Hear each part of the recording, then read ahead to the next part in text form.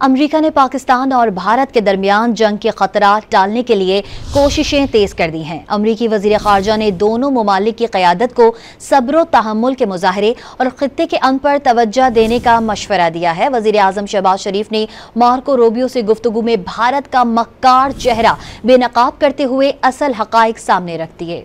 امریکہ نے پاکستان اور بھارت کے درمیان جنگ کے خطرات ٹالنے کے لیے کوششیں تیز کر دی ہیں۔ امریکی وزیر خارجہ نے دونوں ممالک کی قیادت کو صبر و تحمل کے مظاہرے اور خطے کے امن پر توجہ دینے کا مشورہ دیا ہے۔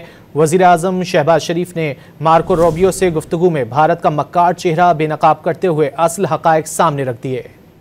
خطے کی کشیدہ صورتحال میں ٹھہراؤ لانے کے لیے امریکہ متحرک ہو گیا۔ امریکی وزیر خارجہ مارکو روبیو نے پاکستان اور بھارت کی قیادت سے رابطے کیے ہیں۔ مارکو روبیو نے پہلے وزیر اعظم شہباز شریف اور پھر بھارتی ہم منصب جے شنکر سے رابطہ کیا۔ اس دوران امریکی وزیر خارجہ نے دونوں ممالک پر خطے میں تناؤ کی صورتحال ختم کرنے اور امن و استحکام کی ضرورت پر زور دیا۔ ترجمان امریکی محکمہ خارجہ ٹیمی بروس کے مطابق مارکو روبیو نے دہشت گردی کے خلاف جنگ میں تعاون کی یقین دہانی بھی کرائی۔